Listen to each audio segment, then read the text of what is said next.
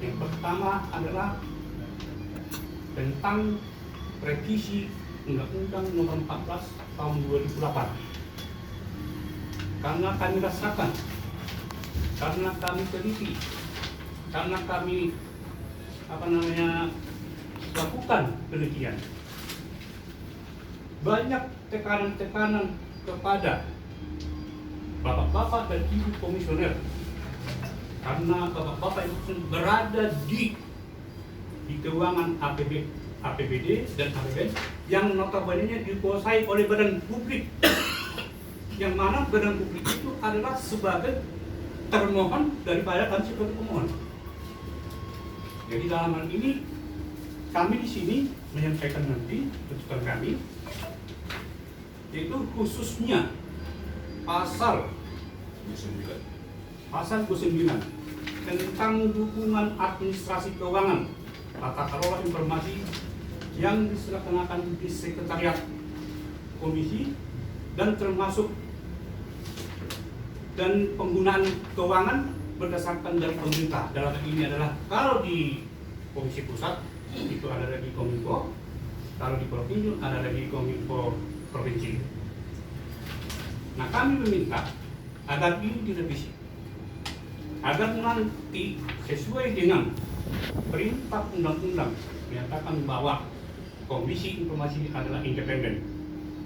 Kami khawatir kalau keuangan daripada lembaga komisi informasi masih berada di APBD dan APBN pemerintah setempat, saya yakin bapak-bapak dari unit tidak bisa dari apa karena pasti dibawa ke sana. Dan itulah yang kami rasakan sekarang. Yang kedua adalah kami menginginkan revisi tentang pasal 52.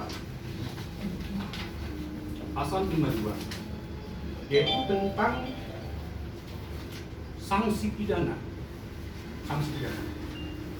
Kami menginginkan di sini disebut mengakibatkan kerugian bagi dikenakan perkara kurungan paling lama 1 tahun, denda atau denda paling 5 juta. Kami minta direvisi, denda diganti menjadi 100 juta dan kata atau dihapus. Kata atau dihapus. Jadi kalau pidana aja, ya kan? Jadi jangan lagi ada pidana 1 tahun atau dan denda. Nanti oleh hakim nanti dia main dengan penguasa atau pada publik, udah bayar aja 5 juta, selesai itu. Sementara masyarakat ini mulai dari laporan informasi publik sampai keberatan, sampai melaksanakan gugatan, wah mungkin kita udah habis 10 juta kan ya. Apalagi yang tinggal di contoh di Sulawesi, yang di Sangihe, dia harus menggunakan kapal, atau di Sumatera Utara dari Medan ke misalnya kita Tapanuli sana kan. Nah itu sudah makan waktu dan makan biaya. Itu yang kami minta. Terus pasal kami minta juga revisi tentang Perki nomor 1 tahun 2021, khususnya pasal 33 ayat 3. Lagi pasal 33 ayat 3 mengatakan di sana bahwa pemohon informasi diberikan jangka paling lama 3 hari untuk membuat atau untuk melengkapi syarat permohonan. Ini sangat riskan. Kenapa? Begitu kita itu informasi publik. Izin Pak Ketua, ya. Izin Pak Ketua dengan segala hormat kasih hormat kami kepada Ketua, Ya. karena lambat ini saudara terima, Ya. kami pelajari, ya. Kami juga sedang mendarakan ditunggu dengan jadi mohon disampaikan pada hal yang paling urgent yang harus kami segera. Semua disikapi dan ini urgent. Gitu kan. Karena revisi ini juga menyangkut bapak-bapak dan ibu-ibu cara bertindak dan cara melaksanakan tugas. Kalau begitu izin, bisa kami langsung ini. Sebentar Pak, sebentar, saya selesaikan dulu. Sebentar, jangan direkam dulu. Jangan putus. Pasal 33 tadi, tolong direvisi, jangan 3 hari. Dikasih waktu lah 7 hari. biar nanti pemohon ini menyiapkan dokumennya, memfotokopi, mengirim. Orangnya 3 hari kan kayak mana ya? Coba kita yang punya yang apa lah, yang logika lah. Selanjutnya yang paling urgen ya saya, komisioner itu harus cerdas dan profesional dan memiliki integritas. Karena kami sendiri merasakan, bapak-bapak ibu-ibu, banyak keputusan para komisioner ini betul-betul di luar nalar, di luar akal sehat. Contoh, putusan Komisi Informasi Jawa Timur, ini sudah valid. Kami meminta permohonan tersebut 53 dokumen kontrak dinas pendidikan. Oleh komisioner mengatakan bahwa informasi publik yang disimpan pemohon PKS adalah terbuka untuk umum.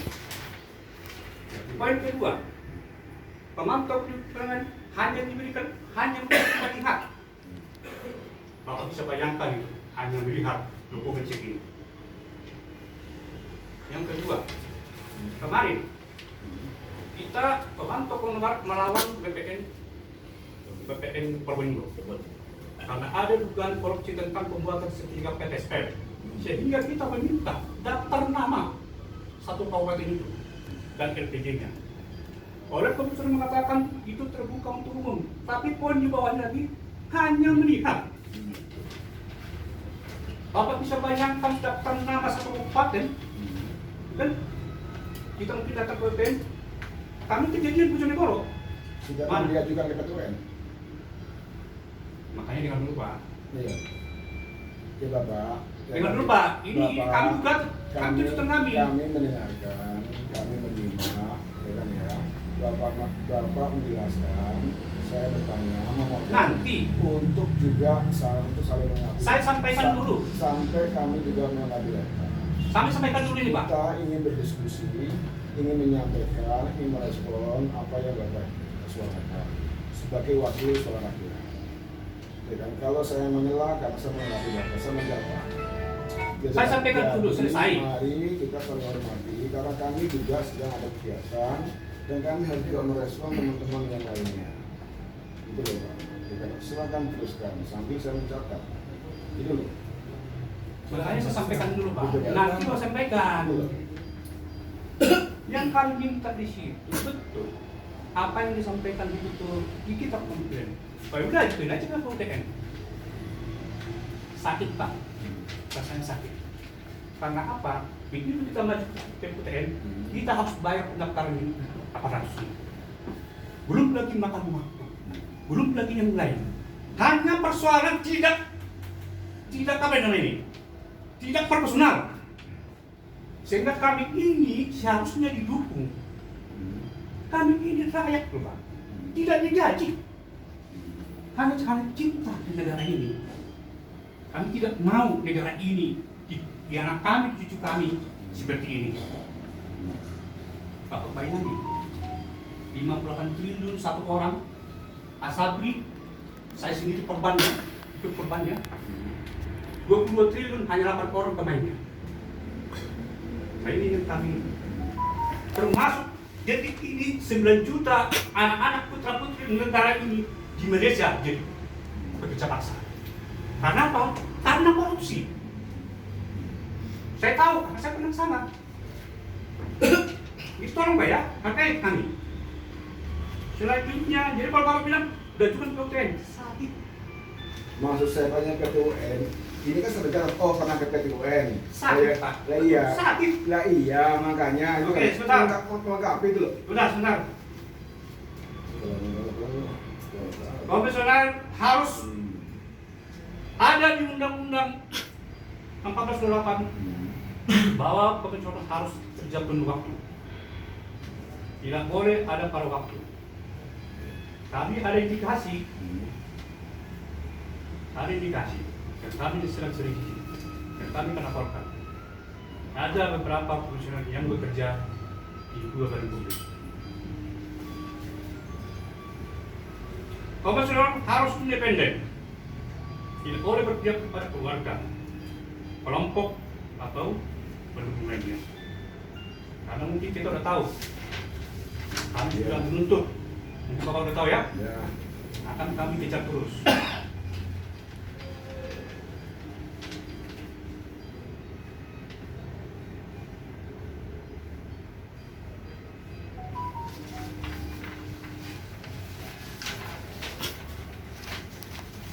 Begitu termasuk juga, tolonglah dibantu rakyat ini atau pemangku negara ketika PKN melaksanakan penegakan hukum tentang keterbukaan informasi publik. Bentuk bantuannya. Betul-betulnya tolonglah diberikan dukungan kepada polisi, Polda, kan kami selalu bikin tebusan kepada Komisi Informasi Pusat. Contoh laporan kami di Polda Ambon, laporan kami di Sulawesi, laporan kami di Riau. Masuk kami Komisi Politik didorong gitu. Agar apa? Agar Bentuk bantuannya kami mendorong. memberikan apa lah laporannya? Ya gimana kepada mungkin Kapolda penegakan hukum tentang keterbukaan proses sesuai dengan laporan PKN. Jadi bentuk bantuan itu kami mendorong atau Ya. kamu memberikan apa? Jadi biar jelas. Ini Nah. saya nulis nih. Nah, ada Komisi Informasi, tolong misalnya memberikan surat kepada Kapolda, isinya agar penegakan hukum tentang keterbukaan informasi publik. Atau kalau bisa sesuai dengan surat edaran nomor 1 tahun 2012